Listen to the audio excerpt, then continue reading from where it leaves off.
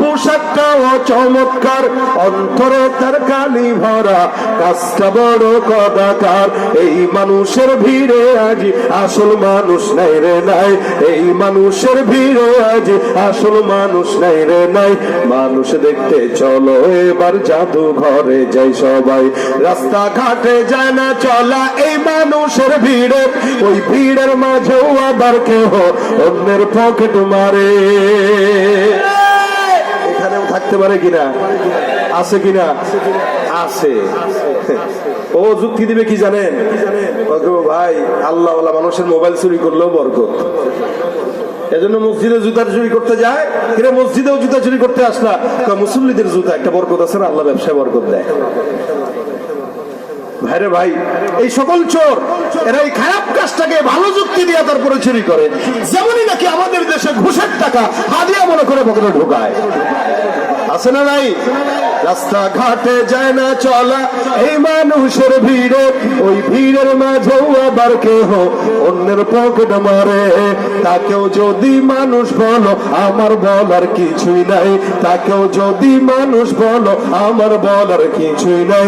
মানুষ দেখতে চলো এবার জাদু ঘরে যাই সবাই, ঠিক না? সুরত আদমি ইনসাবুদে আহমদ বুজহলো হাম একশা সুদে। ভাই আমার, আল্লাহ পাক রব্বুল আলামিন মানুষকে শুধু চেহারার কারণে দামি বানান নাই। আল্লাহ মানুষের যদি চেহারার কারণে দামি বানাইতেন তাহলে আবু লাহাব সবার আগে জান্নাতে যাইত, আর চেহারার কারণে যদি কাউরে জাহান্নামে দিতেন বেলাল আগে যাইত। আমি তো বহু আগেই জান্নাতে যাইতাম যদি সাদার কারণে দিত। কিন্তু ভাই এখানে হাজার হাজার মানুষ আছেন যাদের গায়ের থেকে দুর্গন্ধ, চামড়া কালো, রিক্সাওয়ালা, আল্লাহর কসম আমাদের চাইতে হাজার কোটি কোটি দাম আল্লাহর কাছে তার বেশি ইমানের কারণে। যেমন বেলালের দাম ছিল একদম হাবশী গোলাম, কিন্তু দাম কেন বেশি? ইমানের কারণে, স্বচ্ছ হৃদয়ের কারণে।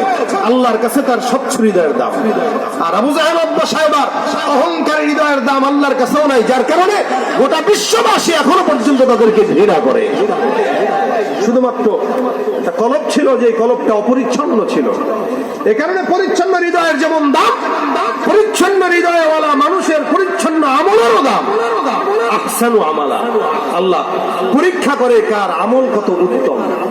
কোটি টাকা দান করবেন, নিয়ত হলো আমার নামটা একটু বলবে। মাহফিলে অনেকে আছে নাম না বললে টাকা দিলে রাগ হয়, এজন্য তাকবীর একটা দেওয়া লাগে না, তাকবীর 1 লাখ টাকা, 1 লাখ টাকা, জিন্দাবাদ জিন্দাবাদ, এ খুশি। আরেক ভাই খুব হতাশ, যাহারে 1 লাখ টাকা দিছে, পকেট থেকে বের করে দেখে আমার কাছে মাত্র 50 টাকা। কি করবে? এই 50 টাকাই দিয়ে দিছে। আল্লাহ এই আমি দিলাম মুট করে, এটা আমি ছাড়া তুমি ছাড়া কেউ জানে না, আল্লাহ এটাকে কবুল করো। আল্লাহ কয় ওর 1 কোটি না, ওর যদি 5 কোটি 500 কোটিও দেয়, তোর 50 টাকার কাছে ওর 500 কোটি অনেক বেশি উপরে থাকবে, তোরটা নিচে থাকবে ওজনের পাল্লায়। কেন? আহসানু আমালা। আল্লাহ এটা পরীক্ষা করার জন্য পাঠাইছে। এই জন্য ভাইরা আমার, দুনিয়া পরীক্ষার হাল। এখানে মুসিবতগ্রস্ত আমরা সবাই হব, এটা জান্নাত না। দুনিয়াতে আল্লাহ 4টা জিনিস মানুষকে দেন না, যেটা জান্নাতে দিবেন ইনশাআল্লাহ। কয়টা? 4টা। একটা হলো মানুষ চিরজীবন চায়, যেটা আল্লাহ পাক দুনিয়াতে কাউকে দেয় না। সবাই বাঁচতে চায়, সবাই, কিন্তু এটা আল্লাহ দেয় না কেউ।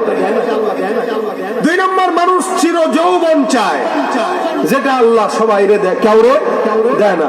এখানে যুবকরা একটু হাত তুলেন তো, আপনারা যুবক, সব যুবকরা হাত তুলেন, নারায়ে তাকবীর। যুবকরা হাত তুলেন, নারায়ে তাকবীর। আল্লাহ কবুল করে বলেন আমিন। কোন মুরব্বী হাত তুলছে?